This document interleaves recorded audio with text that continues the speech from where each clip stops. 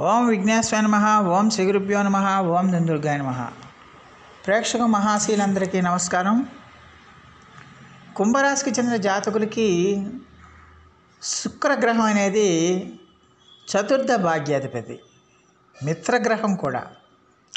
అందువల్ల కుంభరాశికి చెందిన జాతకులకి కుంభరాశికి చెందిన జాతకులు అంటే అక్కడ కుంభరాశికి రాశ్యాధిపతి శని కాబట్టి శనికి అత్యంత మిత్రుడు శుక్రుడు.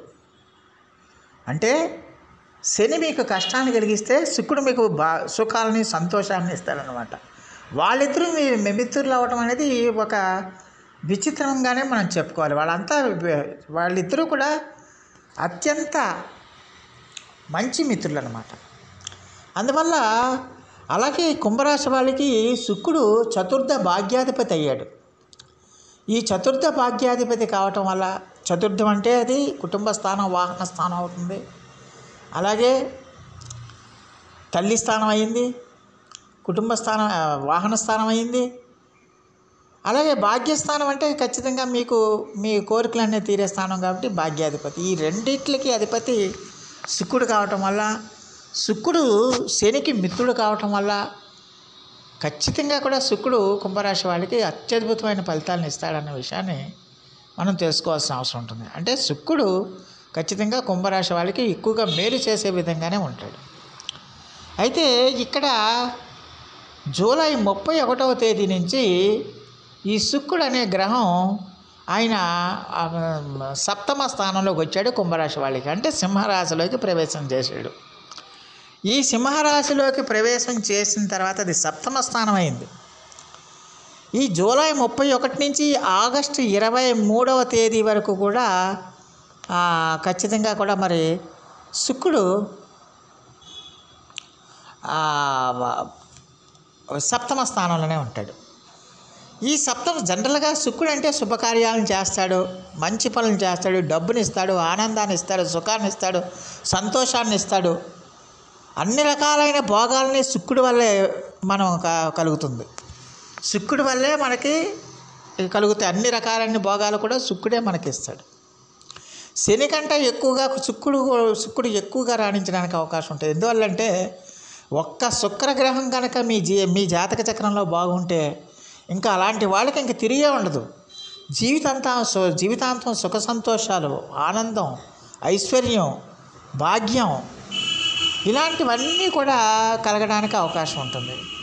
అలాంటి శుక్రుడు నీచ స్థానంలోకి వచ్చాడు, రవి స్థానంలోకి వచ్చాడు. నీచ స్థానం అంటే శత్రుక్షేత్రంలోకి వచ్చాడు.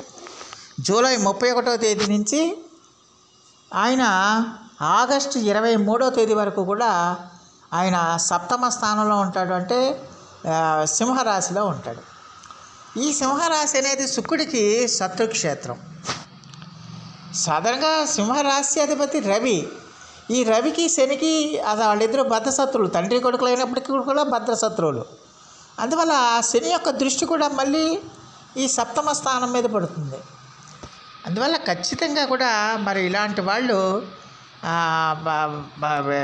జూలై 31వ తేదీ నుంచి ఆగస్టు 23వ తేదీ వరకు కూడా కుంభరాశి వాళ్ళు మీ యొక్క పార్ట్నర్స్ విషయంలో జాగ్రత్తగా ఉండాల్సిన అవసరం ఉంటుంది.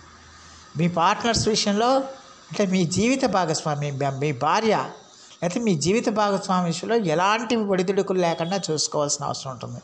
ఎలాంటి అభిప్రాయ భేదాలు కూడా లేకుండా చూసుకోవాల్సిన అవసరం ఉంటుంది. ఎలాంటి గొడవలు లేకుండా చూసుకోవాల్సిన అవసరం ఎంతైనా ఉంటుంది. ఎట్టి పరిస్థితుల్లో కూడా మీకు ఖచ్చితంగా కూడా ఎలాంటి సమస్య వచ్చినా కూడా మీరు కలుపుకుని పోయేటట్టు ఉండాలి కానీ గొడవలు పెంచుకుని ఆందోళన పెంచుకునే పరిస్థితులు ఎట్టి పరిస్థితుల్లో కూడా రాకూడదన్న విషయాన్ని గమనించాలి. దానికి తోడు వ్యాపార భాగస్వాములు ఎవరైతే ఉన్నారో మీ వ్యాపార భాగస్వాములతో కూడా మీరు చాలా జాగ్రత్తగా ఉండాలి, ఆచితూచి వ్యవహరించాలి. ఒకవేళ మీకు ఇష్టం లేకపోయినా సరే కొన్ని విషయాలకి మీరు మౌనంగా వంచితే కనుక అక్కడ ప్రాబ్లం ఉండదు. లేకపోతే గొడవలు పెరిగిపోయే అవకాశం ఉంటుంది, మనస్పర్ధలు రావడానికి అవకాశం ఉంటుంది, ఆ వ్యాపార విచ్ఛిన్నం కావడానికి అవకాశం ఉంటుంది అన్న విషయాన్ని గమనించాలి. ఇలాంటి సమస్యలు రావటం వల్ల ఏంటంటే అది కుటుంబం మీద, మీ యొక్క పార్ట్నర్స్ అయితే కుటుంబం మీద ప్రభావం చూపిస్తుంది. కుటుంబం మీద ప్రభావం చూపించడమే కాకుండా మీ ఆర్థికంగా కూడా మీకు ప్రభావం చూపిస్తాడు శుక్రుడు. ఆర్థికంగా ఇబ్బందులు కలగజేస్తాడు. డబ్బులు ఖర్చు అయిపోతాయి.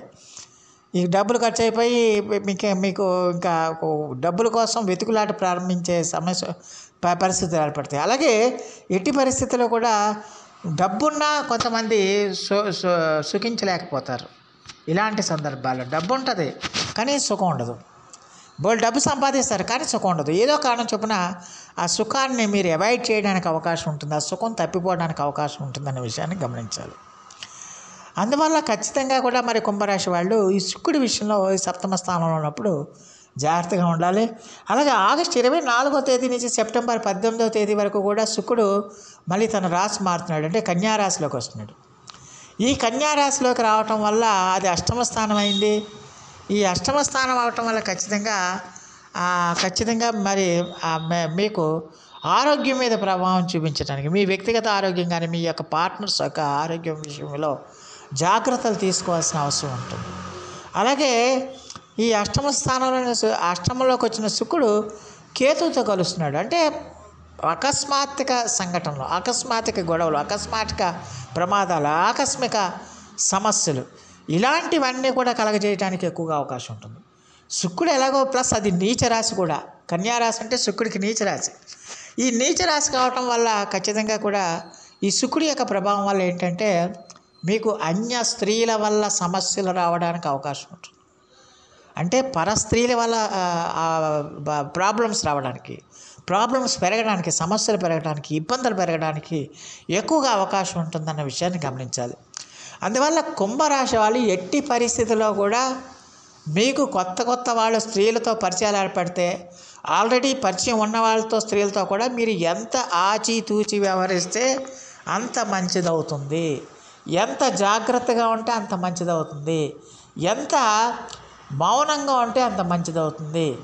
అంతేగాని మీరు ఏమాత్రం చిన్న తప్పు చేసినా కూడా అది పెద్ద భూతద్దంలాగా అయిపోయి, అది భూతద్దంలో మీకు అనిపించేసి ఖచ్చితంగా అది మీ మీద నిందలు పెరిగిపోవడానికి అవకాశం ఉంటుంది. మీ కీర్తి ప్రతిష్టలు తగ్గిపోవడానికి అవకాశం ఉంటుంది. మీరు ఖచ్చితంగా నలుగురిలో నవ్వులు పాలవడానికి కూడా అవకాశం ఉంటుందన్న విషయాన్ని ఈ కుంభరాశికి చెందిన జాతకులు తెలుసుకోవాల్సిన అవసరం ఉంటుంది. అలాగే ఎట్టి పరిస్థితుల్లో కూడా మీ పార్ట్నర్స్తో గొడవలు పడద్దు. ఎట్టి పరిస్థితుల్లో కూడా మీ పార్ట్నర్స్తో గొడవలు పెట్టుకోవద్దు, వివాదాలకు దిగవద్దు, వాగ్వివాదాలకు దిగవద్దు, గొడవలు పెట్టుకోవద్దు. ఎలాంటి సమస్య వచ్చినా కూడా మీరు ఓర్పు వహిస్తూ మౌనంగా ఉండిపోతే చాలా వరకు సమస్య నుంచి మీరు బయటపడడానికి అవకాశం ఉంటుంది.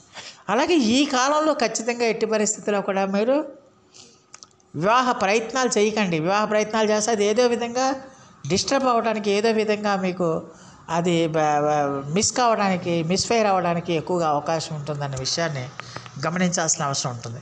అలాగే ఆర్థిక సంబంధమైన ఇబ్బందులు కూడా మీకు వస్తాయి. ఈ ఆర్థిక సంబంధమైన ఇబ్బందులు కూడా మరి మీరు రాకుండా చూసుకునే ప్రయత్నం చేయాలి.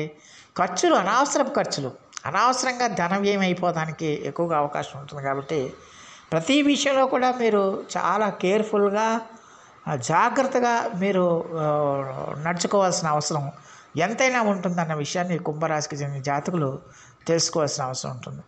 అందువల్ల మరి ఈ రాశికి చెందిన జాతకులు మరి శుక్రుడు కుంభరాశి వాళ్ళకి సెప్టెంబర్ 18వ తేదీ వరకు కూడా శుక్రుడు మీకు యోగించాడు. అంటే ఆగస్టు 24 నుంచి సెప్టెంబర్ 18వ తేదీ వరకు కూడా నీచ రాశిలోకి వస్తున్నాడు. కంటే ఇంకా పరిస్థితి ఇంకొంచెం ఇబ్బందులు వస్తాయి. అందులో అష్టమ స్థానంలోకి వస్తున్నాడు. అష్టమ స్థానం అంటే అది ఆయుష్ స్థానం. అంటే ఆరోగ్యపరంగా కూడా మీకు ఇబ్బందులు కలగజేయడానికి ఈ స్కిన్ సమస్యలు కానీ, ఈ నేత్ర సమస్యలు కానీ, సుఖ వ్యాధులు కానీ, స్త్రీ సంబంధమైన సమస్యలు కానీ, స్త్రీ సంబంధమైన రోగాలు కానీ, అలాగే ఈ చర్మ సంబంధమైన సమస్యలు కానీ, ఇలాంటి సమస్యలన్నీ కూడా మీకు పెరగడానికి ఎక్కువగా అవకాశం ఉంటుంది. కాబట్టి ఖచ్చితంగా కుంభరాశి వాళ్ళు సెప్టెంబర్ 18వ తేదీ వరకు కూడా చాలా జాగ్రత్తగా ఉండాలి. ఆగస్టు 24వ తేదీ నుంచి ఆరోగ్యపరంగా ఇంకా జాగ్రత్తగా ఉండాల్సిన అవసరం ఎంతైనా ఉంటుందన్న విషయాన్ని గమనించాల్సిన అవసరం ఉంటుంది. ఆరోగ్యపరంగా, ఆర్థిక పరంగా కూడా చాలా కేర్ఫుల్గా ఉండాల్సిన అవసరం ఎంతైనా ఉంటుంది. అలాగే మీరు సమాజంలో నిందల పాలయ్యే అవకాశాలు ఎక్కువగా కనిపిస్తున్నాయి. కాబట్టి అన్య స్త్రీల వల్ల, పరాయి స్త్రీల వల్ల మీరు నిందలు పడటం కానీ, లేకపోతే మీ యొక్క ఫేమ్ అంతా పోవటం కానీ జరిగే అవకాశాలు ఉన్నాయి. కాబట్టి ఎట్టి పరిస్థితుల్లో కూడా కుంభరాశి వాళ్ళు ఎంత జాగ్రత్తగా ఉంటే అంత మంచిది.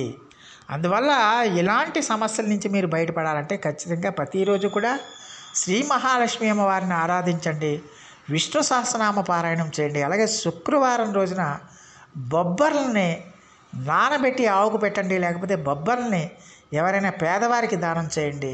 ఖచ్చితంగా ఆ దోష తీవ్రత అనేది తగ్గుతుందన్న విషయాన్ని గమనించాల్సిన అవసరం ఎంతైనా ఉంటుంది.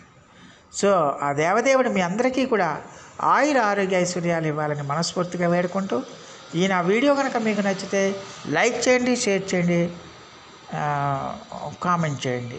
సర్వే జన సుఖినో భవంతు. నమస్కారం.